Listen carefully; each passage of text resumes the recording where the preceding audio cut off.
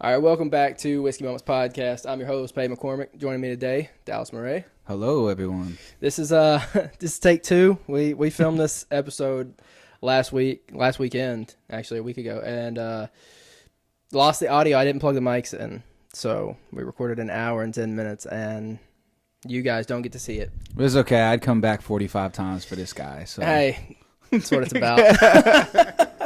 We'll have two Polaroids on the board now, right? Different outfits and everything. Everybody. Yeah.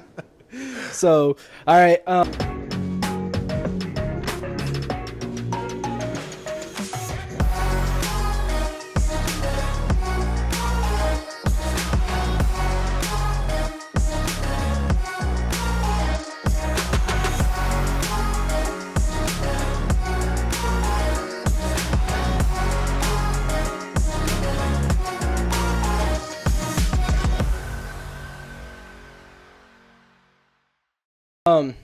Jumping into it. Actually, I want to start somewhere else than where we started last time. Okay. Because I think it was like 3/4 of the way in, I asked you your 2026 goals, and you just hit one of them. I did. Yeah. It was crazy. You told me, and then I was like, when I asked that, like we end up crossing that one off the list. Yeah. The 100,000 for obviously I haven't seen this yet. So 100,000 monthly listeners was a big goal of ours this year. And it wasn't really an attainable thing until a couple of months ago, and everything started rising up. And so everyone was pretty on edge because it updates every day, and it was a little bit more and a little bit more and a little bit more. And then we got to the 100. So that's a huge milestone as an independent artist. Like you have like the first time you get 10,000, first time you get to 50,000, and then it really jumps up to when you hit that 100,000. It's your first 6-digit listener, and that's when you can kind of look at what you've built and know that you're in that top. I think it's only like top 0.3% of artists, independent artists, reach that statistic.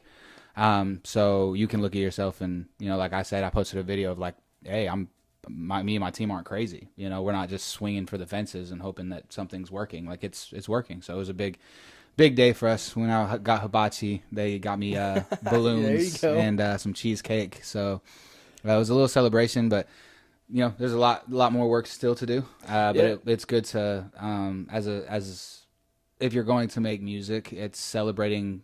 Not even like what we would call a little win. That's a big one, but celebrating the milestones that are along the way, because you don't know if it's going to come all crashing down tomorrow. So take a day, take a beat, acknowledge the people around you, and go out to dinner with your friends and enjoy it. So, but now we're back up onto the horse, ready to keep it going. Next goal is 250,000, and it all starts again. So it moved pretty quick too, because I saw y'all posting about it. It was like 95,000, 96,000. It was just like every day. It was just like that's right there. That's one thing I've always told. I've been doing it a long time, and that's one thing I've always told any artist or anybody that comes around my team is like, hey, be ready, because when this happens, it happens fast. 4 months ago, I had 15,000 monthly listeners. That's wild. So it just takes a string of wins coming together, and some people that take a little bit of interest in you, and it just starts compounding. So eventually you keep your head down, you work, eventually you look up, and there's points on the scoreboard. So still fourth quarter, third quarter to play. We're only about halfway through. So all right, now circling back, you're not originally from Nashville. So where are you from? I let Dallas, Texas claim me because I spent most of my formative years in Dallas, Texas. So from the time I was like 7 through like halfway through high school. But I was born in Salt Lake City, Utah, or West Jordan, Utah to be specific. So spent really, really non-conscious years in Utah. And then I tell people I'm from Dallas, Texas, because that's where I really, frontal lobe began developing and everything. Yeah. So, but then I ended up going back to Utah for a little bit, and then we pushed over here to Nashville for the last couple of years. That's awesome. So Texas school. Yeah. That's what you did. Was that would have been middle school, high school? Or elementary too? Yeah, I think I did 7th grade, 8th grade, well, yeah, and 6th grade. So yeah, all of middle school and high school. Half of high school was there. And then my sophomore year, about halfway through, we ended up moving back to Utah, because I had a record deal and stuff at the time, and my sisters and everything still needed family help to watch them when my mom was traveling with me. And my grandma still lived in Utah, so we ended up moving out there while we were figuring all that stuff out, and then we never went back to Texas after that. So in middle school, you were doing music. Started doing music. Yeah, I started doing music when I was 12, give or take. I posted that video about 100K listeners, and my mom was like, "You started earlier," and my dad was like, "No, you started later." I don't think anyone really knows when I started, Right. but it's always been part of my life. So I was doing music. I think it really started to become a serious thing in middle school. Mm-hmm. My parents had me in. I was blessed with parents that any of the kids, when you took a liking to something, they wanted you to be as good as possible at it, and they try to give you the tools to do that. So I was in like artist development schools and stuff like that when I was younger, vocal lessons, everything like that, and they had me performing and stuff in middle school. So it's really all I've known since I was there. So yeah, middle school into high school. High school is when it became very relevant to the people around me that I was doing music. I started getting my record deal, everything like that. So, but yeah, middle school all the way through high school. So when your parents had you doing music, what were you doing, like little, like almost like county fair shows or like something like that? Kinda. I was at this school called Septian Music Group, that's in Carrollton, Texas. Shout out Linda Septian. And what they do is they had a program where you could take artists or younger children too that wanted to be artists, and they taught us things about stage presence and vocal lessons and stuff like that. And they would book shows for us, like little showcases or something like they'll play like county state fairs, like on the small stage. I actually played. This is the one that I played so many shows when I was younger, and no, they were all BS. But there was one thing that I was on the rotation. They had to have artists they had like a contract with Six Flags. So they had artists from the school go and they'd play little sets and stuff like that. And I remember it was like this little stage in the middle of Six Flags over Texas, and people would just be walking back and forth. And one of the things I get commended on a lot, I don't really talk about myself very much and like, oh, I'm good at this. But one thing I am good at is performing. And crowd engagement, and I kind of credit this experience to it, is because on Six Flags, people are just walking, left and right. They don't care that the little kid with the blonde hair is singing. Right. So I had to learn how to stop a crowd, how to address people, how to be comfortable. So every time you talk to somebody from stage doesn't mean they're going to respond to you. Right. So you got to be comfortable with that rejection, or not be thinking on your feet and being funny and stuff like that. So that was the one that stuck out to me the most, was playing the Six Flags Over Texas shows all the time. And over time, as I got better at it, it went from no one paying attention to me being able to stop 20, 30 people to be able to sit down and watch. And that was the kind of things that artist development school taught you, and what they kind of honed in on is less about how to sing and more how to be an artist. Did you have like a go-to on getting people to stop? Goodness, not that I remember, but I had all kinds of weird things. I was so brave.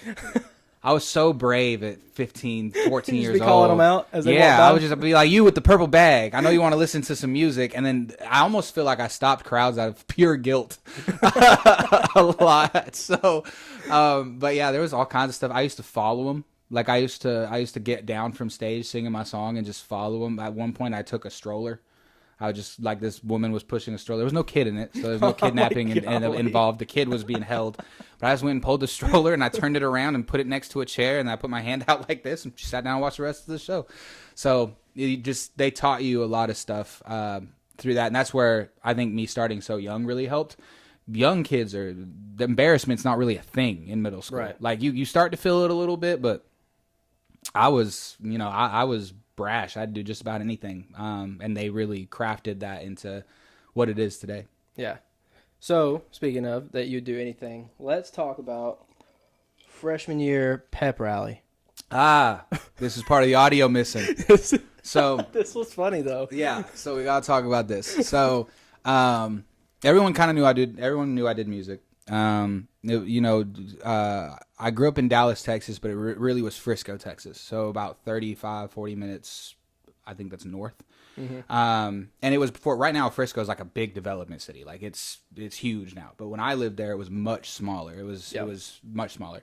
And so everyone kind of knew I did music out there. This was the age of where everything came from YouTube, like it was like, right. If you had a YouTube channel, everyone knew about it.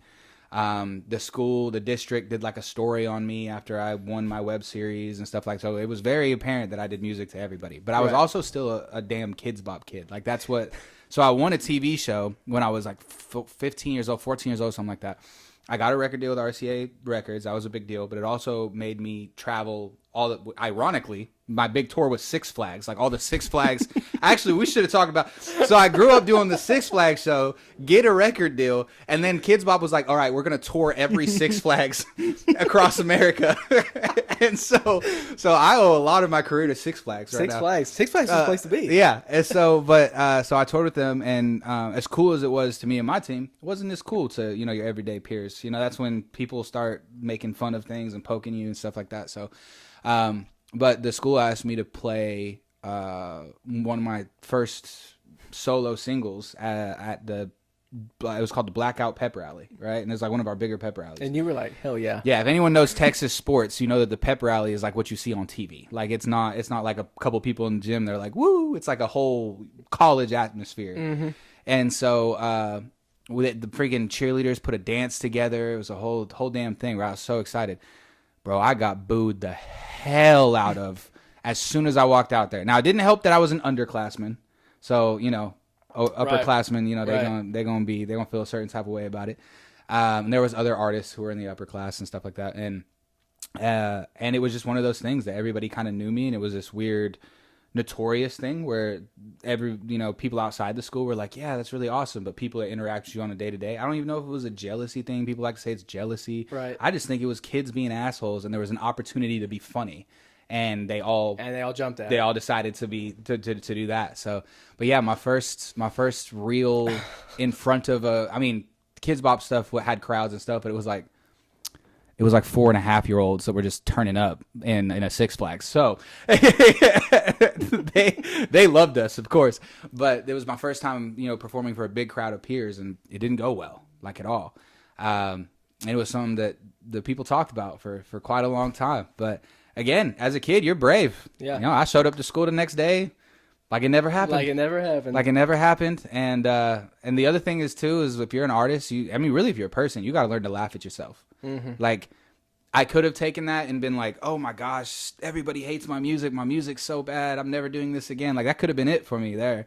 But it was, looking back on it now, I have 100,000 monthly listeners. It's hilarious. Right. That a group of 5A juniors and seniors thought that I was just terrible. Yeah, what are they doing now? Yeah, now it's like, hey, you want to come say hello to me? It's $25 or $40 for a VIP. Nice to see you again.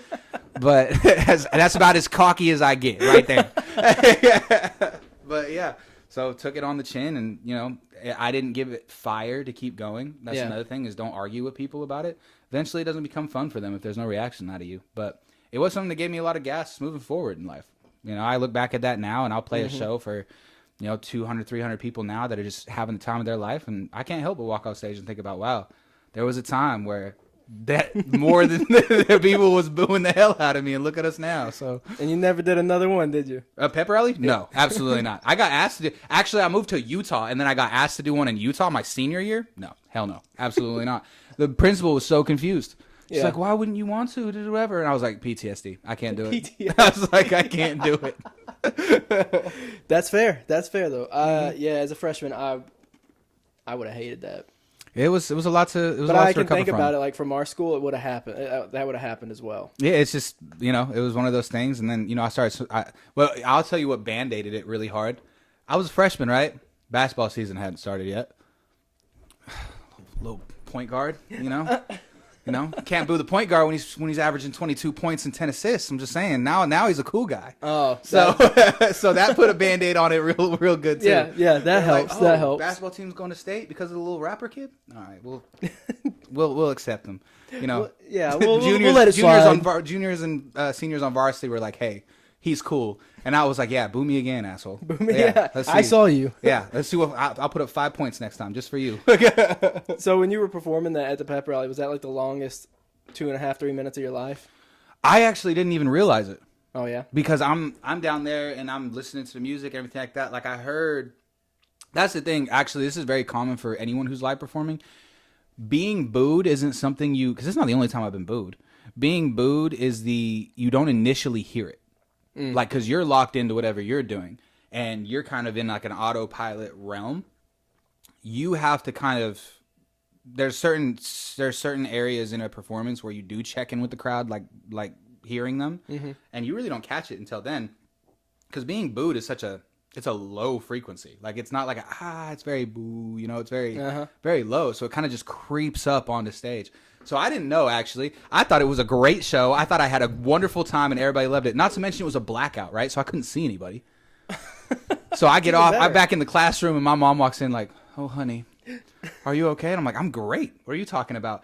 And then my mother, I'm her oldest and only son, had to sit in the locker room and go, "They all booed you, baby." Had to play the video back for me, so that's how I found about it. It's actually a very quick 2 minutes. You're watching the video back, you're like, this is not what I heard. No, this is I thought I was Justin Bieber for 4 minutes. I thought I was a legend at the school now. So we talked about newest song out, right? Netflix. Yeah, we actually have a new one coming out. Oh my God, that come out next week. Roommates comes out next week. So, and that's with my my boy Deacon Kane, DK. He's also an artist that's under the same management label with me. So, we're getting him going, and it's my first collaboration with him, first of many. Him and I will do lots of songs together. But that one comes out, and it looks like initially it looks like it has some good internet traction. So we're hoping it's very, very commercial pop record. Like, I make every so often I'll make one that's like, this is for radio, like it just, and it's not like we go in the studio and just think that. It just comes out, that's just, okay, this is a radio record. So it's one of those ones. We're pretty excited about it. I love the concept. I don't know if any of you guys have lived with a roommate that is of the opposite sex who falls in love with you, but I have. And so, and I'm pretty sure a lot of people have, judging by the comments. So I think most of them got married, is what the comments are saying. Well, I mean, happy stories. I'm just saying. I told him if it gets 1 million streams, I'll write a fiction novel. So right now there's about 20 or 30 girls on my Facebook that are they got it pinned and are just waiting for it. And the second it gets 1 million streams, they're gonna comment and be like, "Where's the damn novel? Where is it?" So you better start working. Yeah, I think it would be a great book. So I don't know. Maybe I'll retire from music and just be the next. J.K. Rowling. Yeah. Actually, that's a bad comparison. I'm pretty sure she's like a super racist, homophobic person. But it's the only author I can think of. All that AP English in high school did nothing, Mom. I thought of two. When you said J.K. Rowling, I'm like, R.L. Stein, Goosebumps. Yeah. I wasn't allowed to read those books as a kid. I don't think that I ever did. What's the thing? The Goosebumps. Here comes a Dallas Murrae tangent. The Goosebumps series. I wasn't allowed to check them out at the library because my parents are like ultra Christian. I'm not. My parents are, and they were. It sounds so silly, but I mean, if you're a Christian, you probably believe it. If anybody's on there, but like, it opens a portal to like the devil and everything, like horror in the house. Oh, right? it invites it into the house, and yeah. So I wasn't allowed to do Goosebumps. Right. And so, but I wanted to read the Goosebumps books so bad. This must have been 2 months ago. I make grown man money now. Right. There are certain things that I purchase that are for little kid Dallas just to have. Yeah. They had the entire set of Goosebumps on Amazon for like $100. You bought it, didn't you? It's sitting in my cart right now. I haven't made a decision on whether or not, but I almost want to buy it just to be like, ha, I have it. I went to a phase where I bought like $5,000 in Pokemon cards over a year. I don't collect Pokemon cards. Jeez. I just didn't have the cool Pokemon cards in middle school. Now I do. Albert Hernandez had all. There's very low chance he sees this, but Albert Hernandez had all the holographic Charizard shit like that, and I'd pop up with a Jigglypuff, and nobody thought I was cool. But now I got holographic Charizards.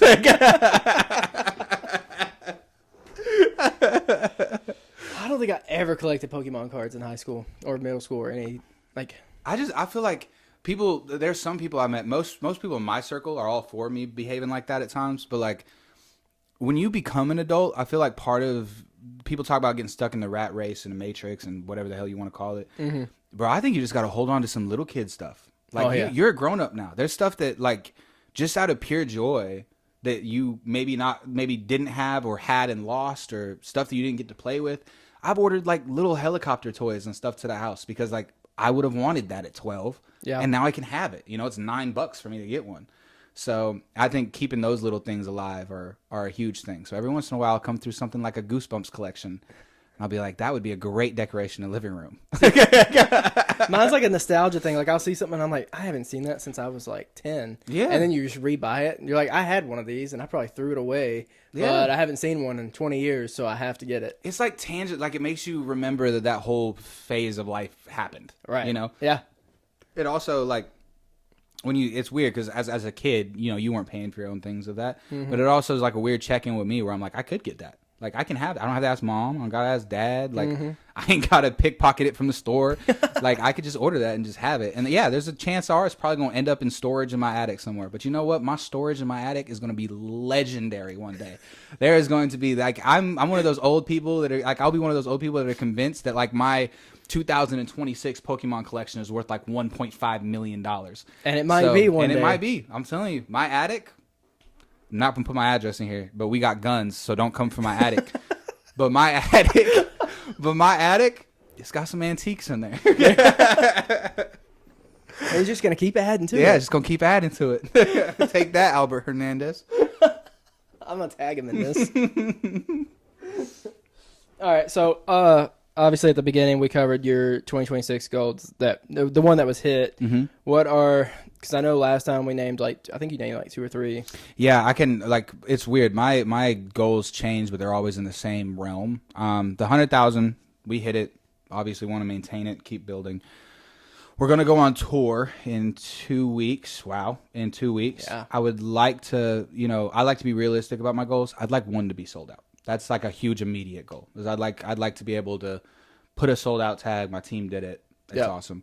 But I also like to just survive tour. So that's, I mean, that's also a plus. That's fair. How close are you to one of the shows being Utah sold out? and Nashville are aggressively close. So there's a chance that 2 of them. Fredonia is a little bit different so we're going to Salt Lake City, Utah, Fredonia, Arizona, which is like right on the border over there by the Grand Canyon, Dallas, Texas, and Nashville, Tennessee. So Utah and Nashville, they're getting there. We're really excited about them. It could be, you know, a thing. Yeah. Fredonia doesn't have a cap on it because it's actually an outside concert series. So it's kind of just as many people show up. Right.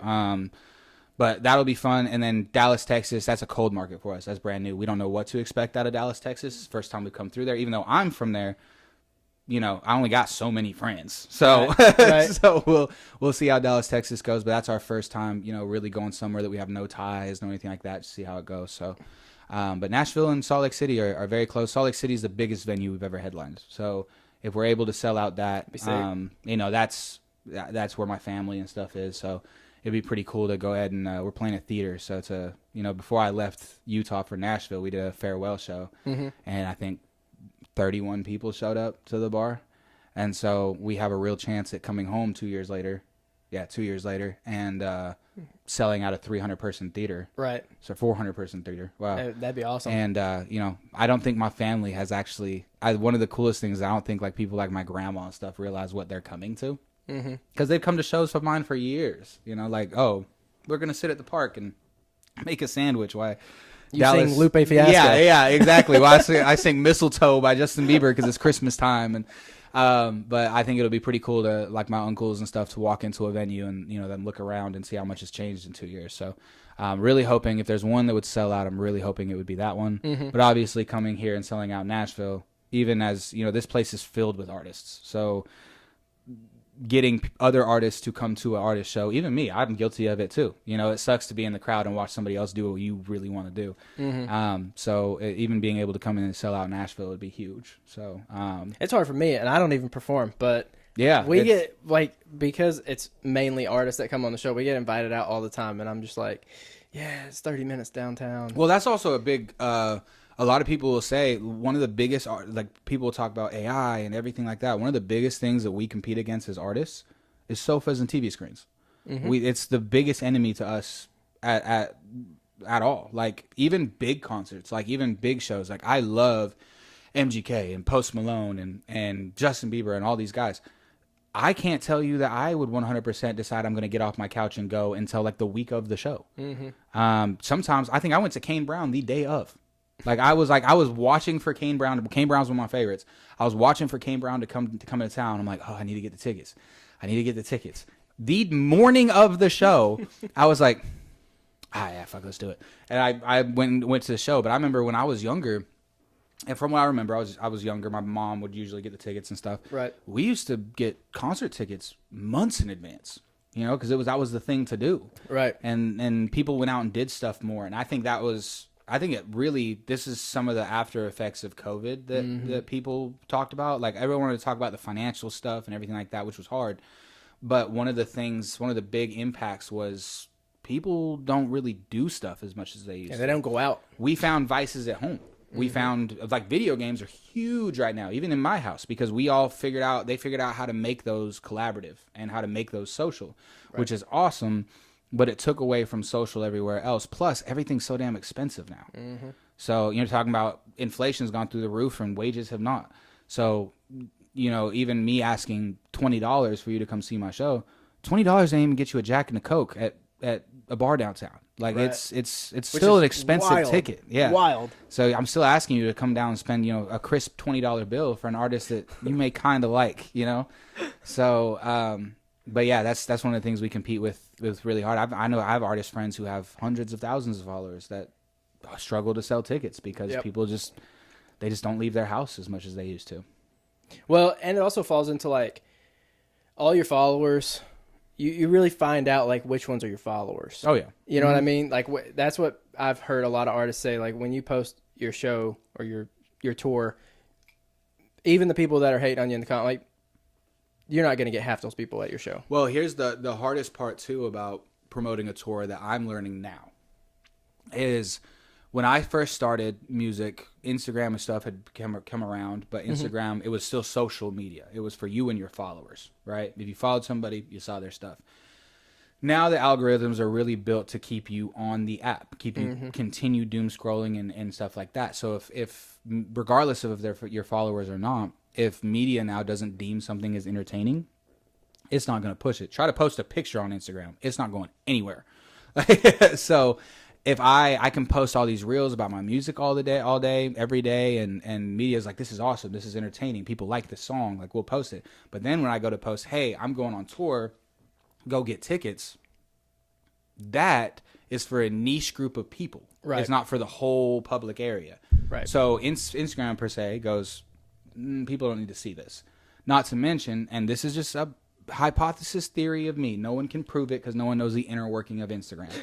I think if you say anything remotely about leaving the app, like to go buy tickets, your engagement's killed. Like, you put it on a text on a screen, you put text in a bio, something like that.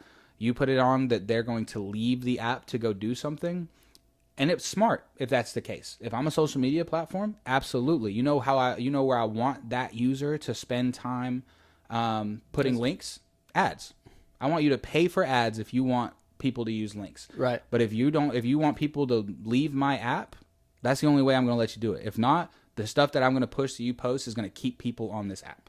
And that is what's really hard for artists. That's crazy. Yeah. And it's a business thing. It is what it is. It makes sense. I post lots of links for the podcast to take people away from Instagram. So. And some of the guys that I know that do really, really well on social media, they refuse to post links for that reason. Yeah, that makes sense. Which also counterintuitively hurts your career in a different way. Right. If someone can't see my story and buy tickets right there, it's a lot harder for them to. You're now tapping into the super fans, which usually you have all your fans. There's very small amounts. That's your super listeners, right? Right. Super fans, they'll go out and find the tickets. They'll go Google it, everything like that. Passive guys, they just want to click it and buy it. That's what they need to do. So it's really a double-edged sword of what you want. Me, I'd prefer to have a smaller audience, but an audience that comes to see me and buys the stuff and helps support the career, than a really wide net audience, but I can't really activate them to do anything. So in today's climate, you have to kind of pick between one or the other. Yeah, that makes sense. So I actually got a message when I posted that I was going to the show in Nashville. Someone asked me if I was going to the Dallas show. It was Cray. Really? 91. Oh, yeah, Thompson. Yeah, 91 Thompson. He was like, bro, you going to be there? And I was like, the Nashville one. He was like, thought it was Dallas. I was like, no. I was like, you guys got to swing through Nashville. He's like, I know, trying to manifest it. I might be able. I was gonna holler at him and see. Actually, I won't say that, but they might. We might be able to get him out here. So. I'm trying to get him out here. I keep telling him. I tell him all Swayze, Cray, and 91. I'm like, dude. Yeah, Swayze just had a article about him in the Dallas Observer, I believe. Yeah, so they're doing big things out there. Casual Thomas is who's opening up for us, and that Earthquake song, I heard it and I was like, I laughed my ass off in the car because it's a hard song, but the lyrics were just so hilarious and just so brash and brave of lyrics, and I was like, you know what? This kid's. I think I know what you're talking about. I was like, this kid's. I fucked a bitch on the bridge of Terabithia. I'm like, that's crazy. Yeah, he's on the show. He's on the show. Breeze bring no bridges to the show. Casual's going to act the fuck out, but I need him on the show. So yeah, that makes sense. Okay, I saw that on TikTok and I was like, bro, how is this guy with 91 and I think I saw Swayze and I was like popping up on my For You page. I don't even know who this dude is. Yeah, he's a vibe. Shout out Casual Thomas. I'm excited. I haven't met him yet, but I'm really excited to meet him in Dallas. So who all's coming on tour with you? With me is just Deacon Kane. Okay. I believe Chloe Wilson might be joining us for one of the shows. She's another really talented artist out here. And then I think those are the only two really coming with us. I'm big on, if I have a platform somewhere, I really like to give locals in on that. Mm-hmm. Not to mention locals, I don't care what any headliner tells you, locals help sell the tickets, especially at our face. They're good for 10 or 15 tickets, and they help push the show. Plus, they get to use your platform, get to a new audience, play a bigger show maybe than they play usually. And vice versa, right? And vice versa. You get pushed to their audience. Yeah, so, but I'm very big. When I was younger, I had a lot of fun opening up for artists that came to town. So I try to make sure that I have locals on my bill. I can't promise that it's always going to be 3 locals per show on a bill. Right. Eventually, I'll probably have someone who tours with me, probably DK or something like that, who tours with me very consistently. Yeah. But I'll always try to have a local in every city just because as an artist, what are you doing if you're not helping? Yeah. Like, you're kind of an asshole if you're not helping in some way or form. Even though it's helping me a little bit, and then on the contrary. Right. But I will always stand on, any time that I can give an artist some sort of platform within reason. Right. I'll do my best to do that. So. Yeah. And what's the tour called? Please buy tickets. The shit is expensive. And it is. I didn't know how much touring costs until I decided to do it. So it caught my attention when I saw it. Yeah, and that's kind of why we called it that. Yeah. So we threw it out there, and people tend to like our brand as Varsity Only is just, we're very raw. Like, we're not cool kids. We're not gonna try to flex numbers at you or fancy cars or whatever. Like, pretend like we're super rich people or anything like that. We're not. We're a bunch of kids who like to sing. Yeah. And touring is expensive, and none of us are rich. So please come to the shows. Yeah, please buy tickets. So we try to keep our brand. I mean, before we walk out on stage, one of our biggest, we have a couple chants, but one of our main chants we do before we walk on stage is we have 2. We say, "Don't fuck up on 3." That's a big one, and the "we ain't shit." That is our big one. I never want to walk into a venue. It could be a venue of 3,000 people one day. I will never walk into a venue thinking that I am above anyone in that venue, whether it's fans, bartenders, promoters, anything like that. They are on the same playing field as anyone else on my team. Right. And we try to portray that in the brand that we do, which is where Please Buy Tickets, it's just expensive kind of came from. Of like, we could call it something fancy and cool, but right. I was like, nah, let's just tell them we broke. So let's go ahead and put it out there. So you said, was it Varsity? Varsity Only. Yeah, what is that? Yeah, we didn't talk about that. I know. Yeah. I just recently actually saw that because I was looking for the music video for Shasta. Yeah. We're gonna talk about that song too, by the way. Yeah. So Varsity Only actually stemmed. I love this story because we needed to do merch and wanted to build like a community. I grew up on, G-Eazy and Kid Ink and everybody and MGK, and they all had their little communities. They had like Lace Up, Bat Gang, like all those things, right? And so I wanted one of those. And I also hate T-shirts and stuff with my face on them. I think it's weird. It's very odd. I think it's odd. It's strange to me. And so I was like, you know what? If we're gonna do merch, let's have some sort of brand or something we tuck everything under. And everybody was like, okay, we can do that. So when I was talking to my best friend Wes, he's also my tour DJ. When I was talking to him, I was like, what are we gonna call this? And he was like, I don't know. And we had this group chat back in Utah. We had 2 group chats. We had Junior Varsity, and we had varsity only. Junior varsity was like our big wide net of like friends and acquaintances. So like if we were having like a big house party or something like that, Right. that's where we sent it out in that, right? But if we were just going to go to the lake or we were going to go to dinner or something like that, that was the varsity only chat. That was just like the real tight homies, you know? Not that anybody was cooler or less cool. It was just relationships that we had, you know? Right, yeah. And so we were talking about what we were going to do for the merch, and I was like, yeah, if only we had something like varsity only. And Wes was like, we do. Like, just make it a whole thing. And one thing led to another, and it became varsity. It was called the Varsity Only Country Club, and then it eventually just became varsity only, and the varsity stuff came very. But basically, what the whole brand is very, you know, tight homies and friends is what we built it on. So, you know, everybody in my crew, like when I say like all my branding and stuff on stage is all varsity. You won't see very many Dallas Murrae stuff up there because. Gotcha. Yeah, I'm me, but this is about the community, you know, like my banners will say varsity, and, you know, my DJ's table says varsity and everything like that. We have a big red light up VO that pops up. So, you know, I try to make it more about the community than me at any chance that I get. So varsity is like a very big piece to us. Yeah. I've gotten a few shirts from some people with faces on them, or like whole body. Yeah, and it's weird. I'm like, this is crazy. And like they've sent me stuff like for my wife too. Like they'll give us both stuff. I'm like, she's like, I can't wear that. That's weird. No. And I was like, it is a little weird. No, I got people who won't put Jesus on shirts. Don't put me on shirts. This is weird. It's weird. I can't even walk on water. Have you tried? No, I have switched out water with wine, not magically, but I've done it. I just switched containers. Yeah. I'm trying to open this quietly because I feel like you need a little more. Oh, yeah.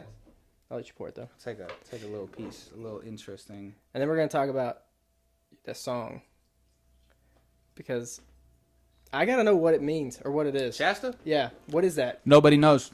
Nobody knows what it means. Because it's provocative. I had two theories. I had two theories listening to it because you say mix the purple. Oh, yeah. It's about drugs. Well, I was like, it's either an alcohol of some sort that I don't know what it is, or I was thinking it's a ladle. You're mixing with Shasta. Yeah. Yeah. Mm-hmm. Like so growing up in Texas, that was a Jeff's thing. Over here, by the way. So if you see us looking my over manager's here, over here. If you see us looking over here, that's why. growing up in Texas, so I went through a little period of life. So if we didn't talk about this either, we're getting new content. Yeah, new content. So growing up in life, I went from, you know, being the Kids Bop kid to being a teenager trying to figure myself out. So if you've been deemed the Kids Bop kid your entire life, what do you think the next step in life is for you? I'm going to be the freaking hardest dude out right now. And I'm going to be a rapper, and I'm going to talk about guns and drugs, and I'm going to do drugs and all these things. I still will dabble in the drug area, you know, celebrations and grand openings only, as Thomas Shelby would say.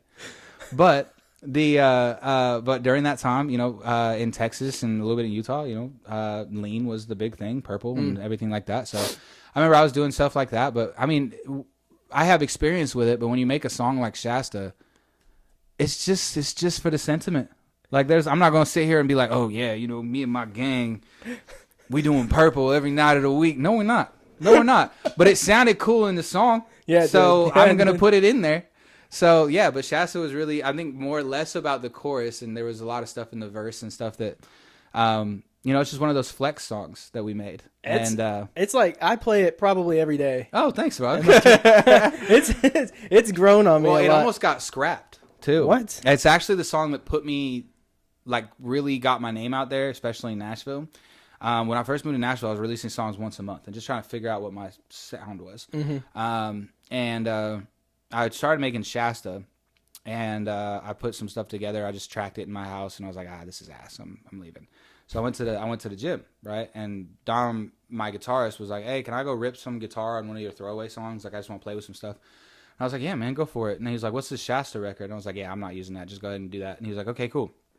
So I went to the gym, and I came back, and I walked through the back door, and I live with my whole team. Like, everyone on my team, we moved from Utah out here together, and we all live together. So I walk in the back door, and everyone is in the living room. And I'm like, what kind of intervention shit is this? And I was like, what? They're like, you have to go to the studio right now. And I was like, who the fuck's in the studio? Like, and so I walk in, and I walk into the studio, and Dom is sitting there with his guitar. He goes, I have to play you something. And I was like, all right. So he played me in that chorus drop with he threw some metal guitars and some drop D stuff on there, and it just came alive there. And we finished that song that night. Started at 10 o'clock, finished it out at like 3 in the morning, and it became our favorite song extremely quickly. Mm-hmm. Sent it out to some of the homies to see what they thought about it, because I don't really make hip hop songs all that much. You know, I will I love hip hop music, I love rap music, so I don't really lock myself into I'm gonna make this kind of song forever. Like, it's just I go in and make whatever I'm feeling that day, and if I felt cool about myself, I make a song like Shasta. And so we put that out, and it really did. It made ripple effects. It was the first thing that really had any kind of virality to it, and brought me a bunch of followers. It's how Jeff discovered me and all the stuff there. So from then on, it just became rinse and repeat of putting songs out. So once you get that first one to go a little bit, you go from just someone trying to make music in your room to someone who could actually make something out of it. So that was my moment there, was making Shasta. Shasta would be my walkout song if I was a UFC fighter. Oh, just wait till you come to the show. Just wait till you come to the show. The Shasta, the Shasta big. So Shasta's always our last song. Okay. At least currently, and so Shasta's big finale is pretty crazy. So we're pretty excited about that. Do people? I just gotta ask. Do people? Do they mosh at your shows? Yeah.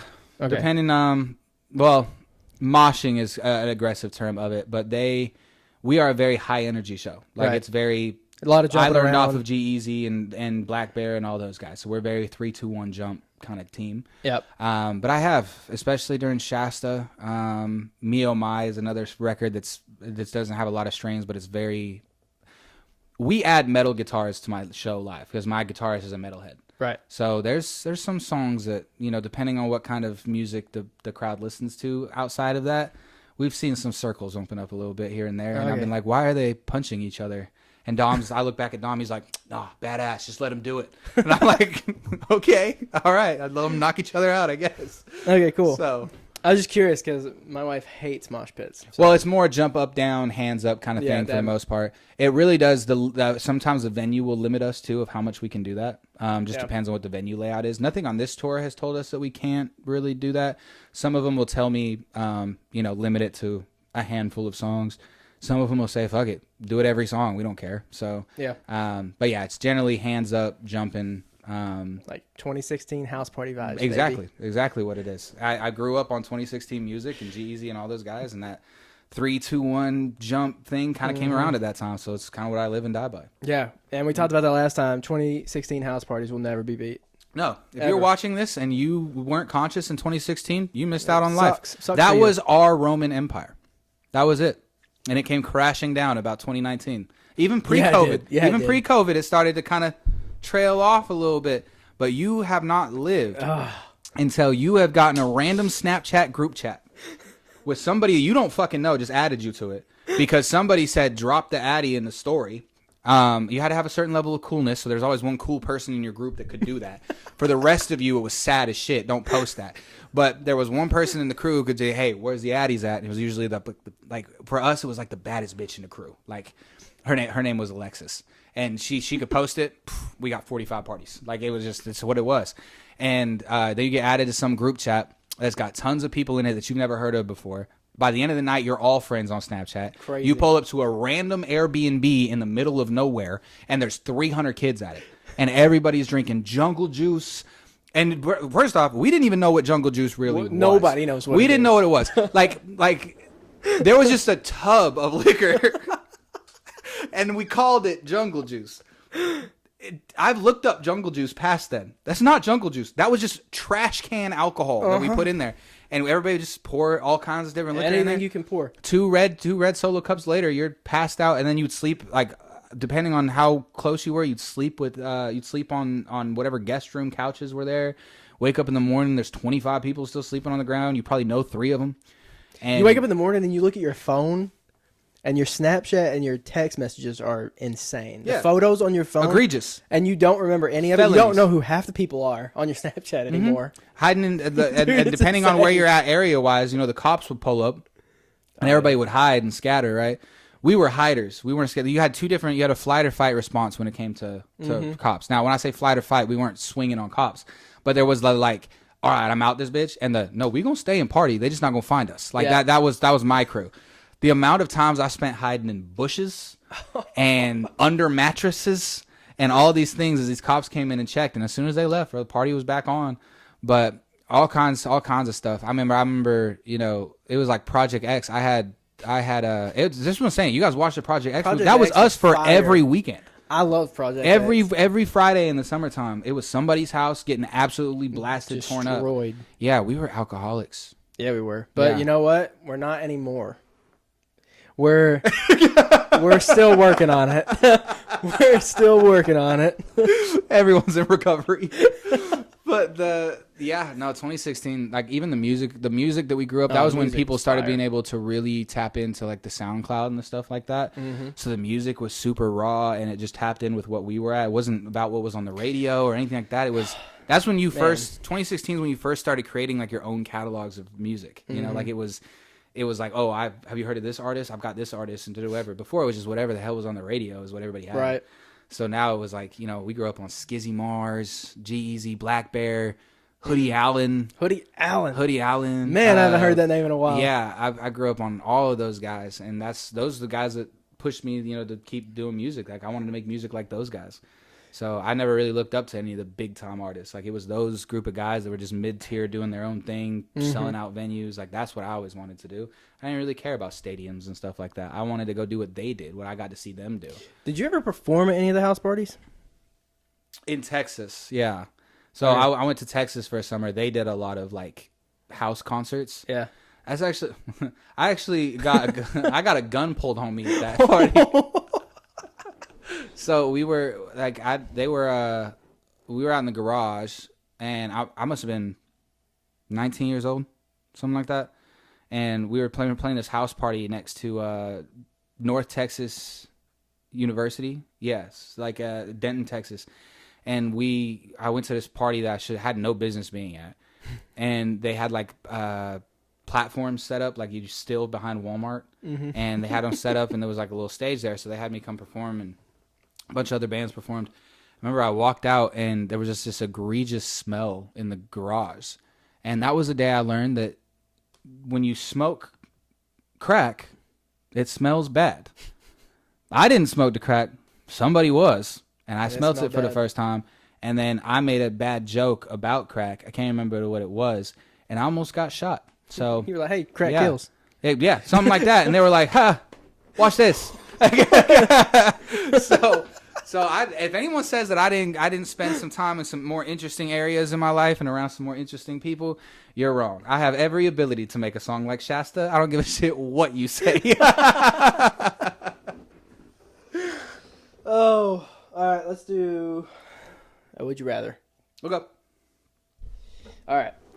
Would you rather have to perform a massive sold-out show while wearing tap dance shoes or be completely banned from drinking anything but room temperature tap water the entire time? I'm tapping the fuck out of shit. That you couldn't. If Jeff offered me tap shoes now, no, would you rather? He just said, "Hey, walk out in Utah with tap shoes on." Sure. He gonna do it. Yeah, absolutely. Now drink room temperature tap water. That's disgusting. So I don't know if you've seen the tap water in Nashville, Tennessee, but I'll leave. This is the most Karen thing that I do in my entire life.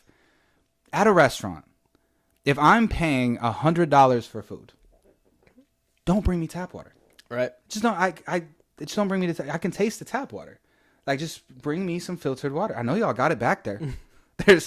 I know you do. Like I've worked at restaurants. I know that I've worked at restaurants where there is the faster coming out water and the filtered water that you drink because you work there.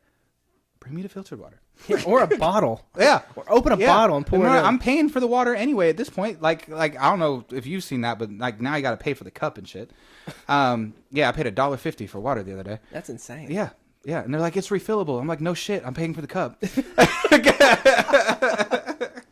So, but yeah, don't bring me tap water, especially not room temperature. Even though as a singer, I'm supposed to be drinking room temperature water, but we don't follow the rules. We're rock stars out here. So, but yeah, give me some tap shoes. I'll tear that bitch up. There's a song called Shasta. He doesn't have to do that. I'd make my DJ cut the records and just turn it back on. You know, That'd be sick. Yeah. You just leave the stage for a second. You come back out and tap. I'd mic dance them up. shoes. I'd mic them up. I'll put some spurs on the back. They have like a little mic on the back and just fucking. I'm a one-man band. There's no tracks at my show. It's just tap. Tap and a slide guitar. That's awesome. Refunds and chargebacks immediately happening after I get off stage. I don't know. Somebody might be vibing with it. You know. There's one old guy in Fredonia who's like, hell yeah. Who do you listen to currently? Like, who are the favorite artists that you listen to? Currently today, I listen to a lot of Mike Stud. Black Bear will always be up there, even though Black Bear hasn't put out something recently that like is. I really love that 2016 Black Bear, so I listen to that a lot. Kane Brown is one of my favorites. 2016 Black Bear was just hurt. I think. I don't know, dude. His music, he just like. I don't know. It was just crazy. It was just wild, and I loved it. So and the good. Sound was so. He was the first one, at least in my knowledge, that was really doing like the singer hip hop thing. Like he took the hip hop music that was going on, but he added an extra element to it, which I thought was just really cool. Like I like artists that like when they come on your Spotify or something, you don't even have to look at who that is. Like you know who it is. Like I love Black Bear because when Black Bear's featured on a song, if I don't know he's coming, I hear that little whoa run that he does. It's Black Bear. Yep. It's Black Bear. Yeah, I don't have to think about it. I know that's Black Bear. Yep. That's what I would like to strive to be as an artist. Is like eventually, you know, if I come onto a song, people don't have to think about who is that. They'll be like, oh, that's Dallas Murrae. That's who that is. I mean, you do that with Justin Bieber. You do that with it. Like when they come on, it is what it is. But I think all-time favorite artists that I listen to a lot right now is probably Bieber. I love Bieber a lot. Just because, and it's weird, I have a weird emotional connection with Bieber. He listened to things on, he had lived life on a much, much higher scale than I probably ever will.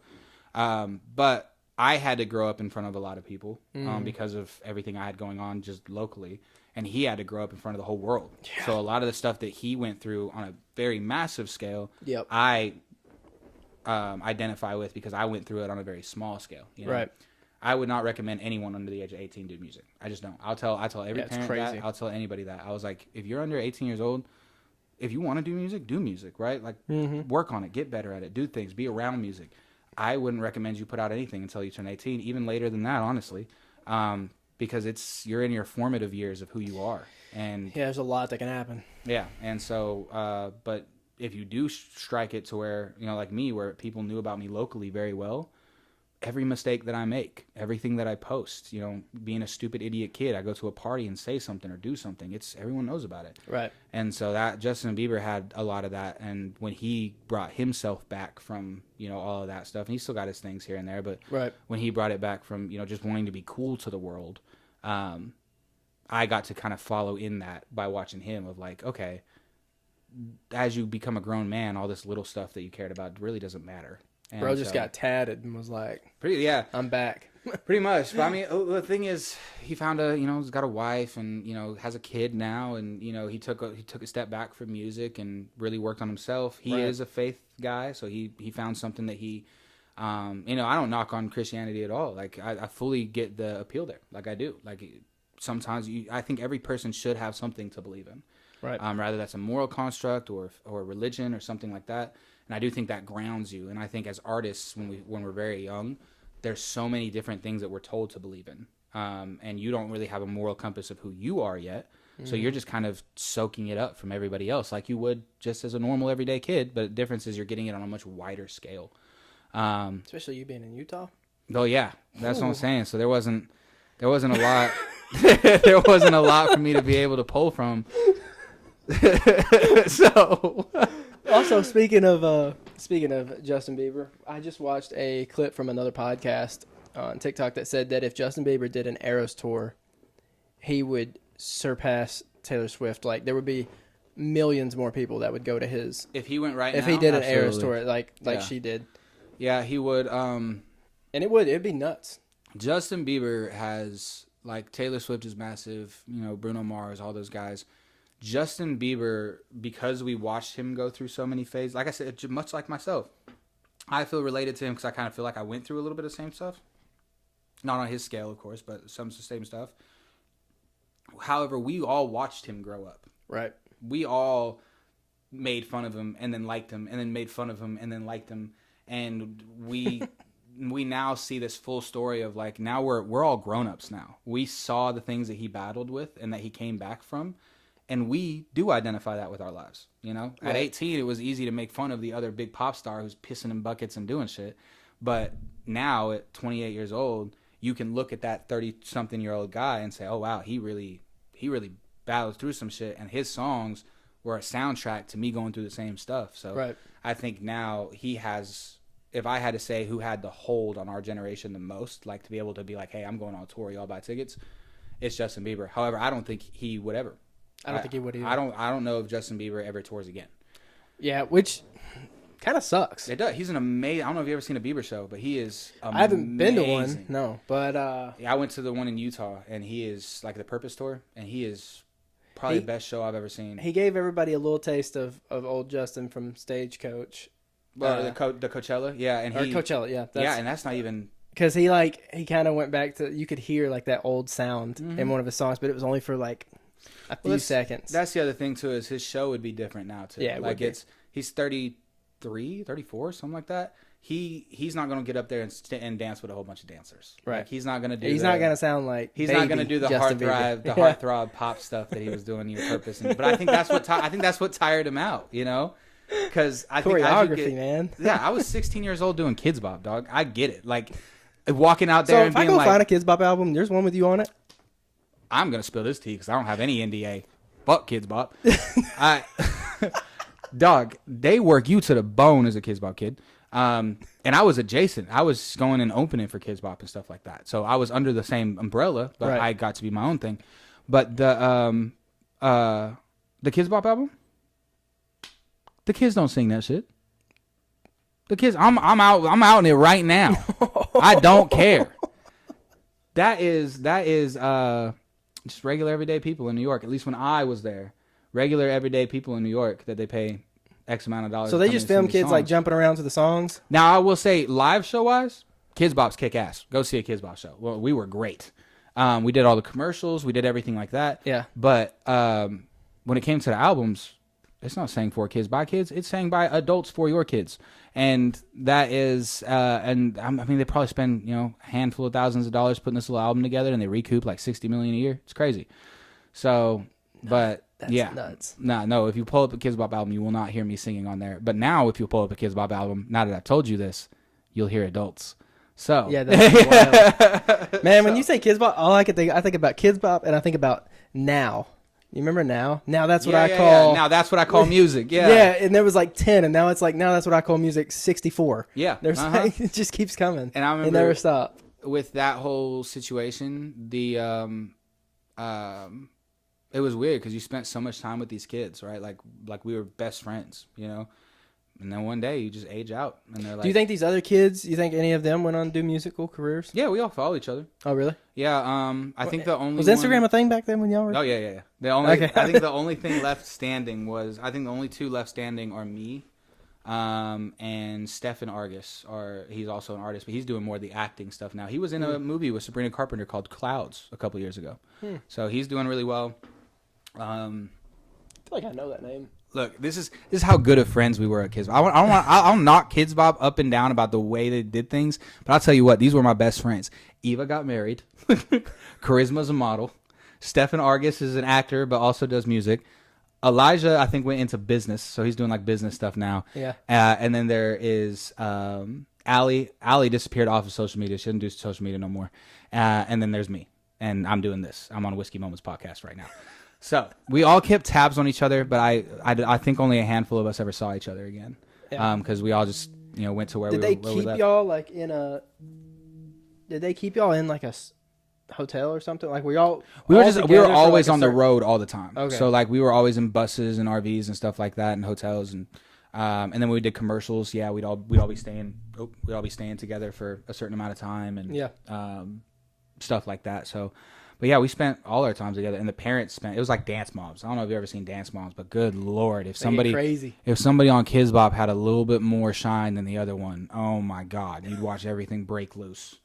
My mom used to tell me, I'm like 15 years old. My mom used to get in the car and be like, I'm gonna beat these women's ass. I'm telling you, if I get carried off set one day, Dallas, there's no way your very Christianly mother said that. Oh yeah, absolutely, absolutely. My mom off 2 glasses of Moscato is a menace. So I don't care what she tells you. I have some pretty vulgar songs in my catalog. I'm airing mom out too. A couple vulgar songs in my catalog, and my mom's like, I hate when you cuss. I hate the cuss words. My mom has 2 glasses of Moscato, and she's like, yeah, I love this song. That's what someone else told me too about starting so young. They were like, you end up with a following when you're like 13, 14 and you're singing these songs that are like covers that are good. And then you grow up and you have real life experiences and, you know, you smoke or you drink or you're talking about women, you're talking about going to the bar, and all these people were like, what happened to that little kid? Yeah, he changed. I did. I'm not 12 years old anymore. Yeah, absolutely. What you want to do? Rap about Goosebump sets? Ah! Full circle. Make me a comedian. Full circle. So, but yeah, I wouldn't recommend that on, even if you have a big, I mean, it's hard to turn down, but even if I went back today, and me and mom talked about this at length, if we could go back today and turn down that web series TV show, we probably would have. Yeah. Because it was a lot on me after, you know, this identity was. I didn't have any time to just remove myself from what it was. Like, all my best friends were adults, minus the Kids Bop kids. Were adults, you know. They were tour managers, label execs. Everywhere I went, I was a dollar sign. Flew out to LA. Oh, this producer loves me. Oh, this manager loves me. Everything like that. But as a young kid, you don't understand how business works. These are just your friends. Right. These are just people who love you and everything like that. And then one day when it all comes crashing down, all those people are gone, and you think you're the issue for that. Because they were all relying on you to deliver something that ultimately you couldn't deliver as a 15-year-old, 14-year-old kid. Right. You know? How long did that last? Like, how long was was it like a contract? Like a year? Well, it was, I got, oh, Jeff don't even know this yet. I have paperwork, so I can't talk about exactly what happened. I used to. I can't now. But what happened was I ended up leaving. We ended up with a different team that wasn't very truthful about what they were doing when I got out of Kids Bop. So Kids Bop was like 2 years. And then I was with RCA Records, which is like Timberlake and all those guys. And we ended up with a team. So we were moonlighting, right? Because I was young. They were putting me with producers that, you know, really weren't super up to par yet. Like, they were getting back into the game, stuff like that. They put me with some that were really good. And but we were moonlighting because we had another team that was like, hey, we want to work with Dallas. So we'd actually go out there, do all the studio session stuff, and then we'd actually roll to the other studio session. So my mom was pulling like 12-hour days with me, just probably even more than that. And I think we created like 15-something songs in a week.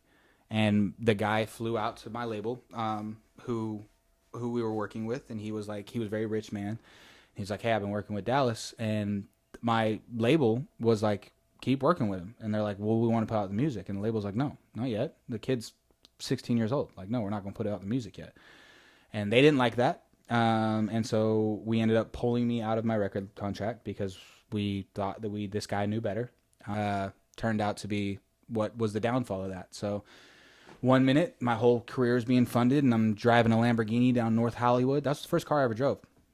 Freaking blacked out Lamborghini, because that was what he had, and I was 16 years old. Yeah. And all this stuff is happening. It's crazy. And then the next morning you wake up and it's all gone. You're going home and you're going to high school in Utah. So, jeez. Yeah. So, but yeah, the whole process probably lasted like 3 or 4 years. Yeah. But yeah, all those people, like, I even had a manager who had discovered Linkin Park and Limp Bizkit and all these guys, and I was around so many people. And then when the money was gone, so was everybody else. Mm-hmm. And as a 16-year-old kid, you don't understand that business friends are not regular friends. Yeah. And so you're just on your own walking into high school. Everybody knows who you are, but you don't know anybody else. Yeah. And so that's what started as a identity crisis of I wanted to be with the weed smoking kids, and then they didn't want me, so I wanted to be with the athletes, and the athletes didn't want me, and so I wanted to, as an artist, you're taught to be a chameleon. Right. Whatever the audience wants is what you'll become. Like, that's what it is. Right. And I know artists will stand up here and be like, I am who I am, and I'll never change. Yes, you will. As soon as $1 million paycheck tells you that you'll change, you absolutely will. Yep. And so, but you change what the audience wants. You change your sound. Right. The artists that don't die, they learn to adapt. And so, but when you apply that into like just regular high school logic, everybody no one can tell who you are, and so they're Right. like, who are you, and you just end up lost in the middle of stuff, or around people that you don't actually like because you've taught them how to like you, even though they don't really know who you are. So Yeah. but I wouldn't advise any of that for anyone who's under 18. That's crazy. Mm-hmm. Oh, I got another would you rather for you. All right. Would you rather record an album while a flock of live honking geese are trapped in the recording booth, or record while a hyper producer keeps hitting the drum pad off beat? Can I train the geese? Sure. I get them cooking. I'll be like, I got choppers with me. Honk, honk, honk. Yeah, bro, I get them. I get a whole boy band in that bitch. I would name them Peter Parker Cassandra. They're in there with me. They're quartet's 4. I don't know. I don't have a 4th name on me right now, but I get them in there. I'd sign them. I'd sign them. How out long of do the you think studio. it'd take them to get to be on beat? What kind of treats I got? What do geese eat? What do geese eat? Probably same thing like birds and ducks eat. Well, birds and ducks eat. See? I don't Bread? know. I guess Oh, bread is bread. what You you can throw feed at the park. You feed them bread. Bread? I have something better than bread. I have like if I got some Skittles on me. If I got some Skittles on me, dog, give me 24 hours. 24 hours and a collar on the thing so I can walk them around, start being like, honk, honk, Skittle. Yeah, and I could probably teach them based off the color of the Skittle. Because, some Skittles are good and bad. I could probably teach them pitch. Based on the color of the Skittle? Based on the color of the Skittle, I'll be like, I got a red Skittle. You better hit G major, motherfucker. Yo, yeah. I tell you what, pop out on stage with them on tour. Oh, that'd be That's nuts. a whole brand. That's a whole brand right there. What's what we call the album's called Duck Dynasty.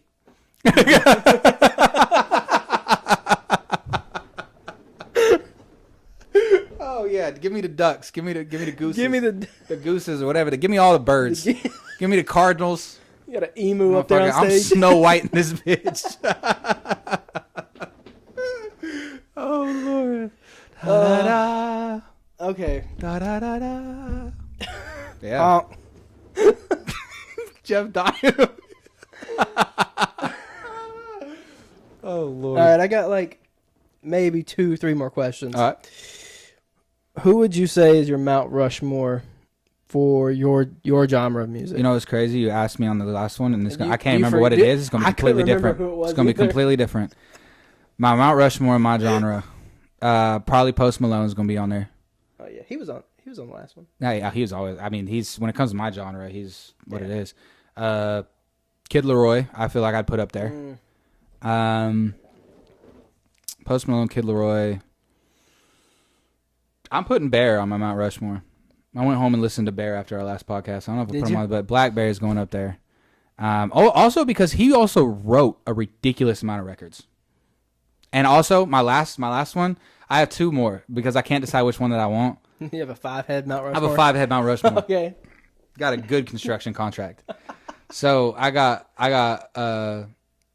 actually no, let's take Black Bear off. Black Bear doesn't quite qualify. I'm being serious about his Rushmore, man. I know in the comments they're gonna be like, "Where's Billy Joel?" or some shit like that. I don't know. So Post Malone, Kid Leroy, Justin Bieber. Obviously, Justin Bieber's got to be in the realm of that. And then John Bellion. John Bellion's on my Mount Rushmore because I actually went in recently. I went and really dove into. I've had a lot of people tell me that who've had personal interactions with Bellion that I remind them of him, just the way who I am and how I talk and stuff. Yeah. And so I went and looked at all his stuff, and he's just like the stuff that he's written, like not even only his own music, but that dude. If you point at a song in the top 100, Bellion's part of that somehow. So he's up there on my Rushmore. Probably those 4 are like the. You will probably heavy catch hitters. some shade on that Mount Rushmore. That's perfectly fine. Because I honestly don't know that I've had an artist on here yet that hasn't gotten some. That's perfectly fine. Buy a ticket and come tell me all about it. I don't even think we told them where the Nashville show's at. It's a bar called Love and Exile. They built a venue on the inside. It's called the Tank Room. So there's gonna be a big bar on the outside, and then we're probably gonna hang out at that after, maybe before. And then inside there's like a big fancy, almost like boiler room kind of venue that they put in the inside, and that is actually going to have a bar on the inside that's exclusive for the people at the concert. That's going to have all Tennessee Shine Co. stuff in there. So, Hey. And all the merch and everything will be all set up in there. The stage is pretty cool. So, but it's going to be cool. It's going to be one of those cool intimate shows. I think it's like a 300 cap show. So, it's going to I'm excited. It's going to be one of those jump up and down, hands up, everything like that. So if you're in Nashville and you want to come see a show that's not a writer's round and it isn't Wagon Wheel on repeat, you know where to find us. And if you don't, and it's in his Instagram bio. That is also true. All right, last, would you rather? Would you rather have a super fan legally change their name to your worst performing single, or have every paparazzi photo of you feature you making a duck face with a peace sign? We just put out Duck Dynasty. Give me the fucking peace sign. Branding. That's branding. That's marketing right there. Motherfucking intro is honk honk, bitch. And then every time TMZ catch me, it's me and Cassandra. Duck face and a peace sign. Duck face and a peace sign. I don't know what color of Skittle I can trigger a peace sign from a goose, but I'll figure it out. We'll figure it out. Yeah, figure it out. Yeah, give me that's just marketing right there. That's all it is. But I don't even know what my least performing single is. Butterfly Effect, I think. I don't even know if you've heard that song. Like, my manager hasn't heard it. It's bad. So I think it's got like maybe 2,000 streams on it. Butterfly Effect. Yeah, Butterfly That Effect. could be someone's name. I don't think so. I don't think so. I mean, technically a name could be whatever you feel like it should be. But yeah, no, I think I'd have to take the duck face. Download my album Duck Dynasty, coming to stores July 23rd. This beer is gonna need to get way longer, Jeff. Let's have some camo overalls on. Yeah. Hey, I'm in Nashville. I could walk out and do that. I'm not. You I could. promise. If you're coming to Nashville show, I'm not going to put any camo on. I won't stand on the culture like that.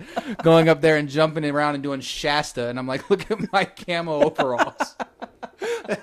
That's not going to happen. Well, this was fun. That's all I have. Yeah. We'll do round 3, I'm 4, glad. 5, 6. I pray to God we have audio this time. Yeah, we tested this time. We tested so it this time. good. So we'll toast it out. Yep. And then go see. I don't think did we tap the first time? Did you tap the first time? I don't remember what I had for breakfast, dog. I do remember I had an iced caramel coffee, though. Oh, there you go. That's the important things in life. Yeah. Come see him in Nashville. Come see Peyton in Nashville. He'll also be only there. if you're invited, but Yeah, but you can see me at his show. Don't come here to see me, please. They're gonna click the ticket link in my bio. It's gonna be your address now. Just got 200 people outside. Dude, that like, would be so. Where's Dallas? I'm just got a Bluetooth speaker. I'm just playing it out the window. It's on the phone with you. You guys got to get here immediately. I'm fending them off as much as I can. But I think they're starting to realize it's not Dallas. It's just a Bose speaker. Lord. Well, dude, moments. Thanks for coming back out. Of again. course. Appreciate you, man. Yep, I Thanks for appreciate having it. me. That was a good one. Yeah. That's a wrap on Murrae.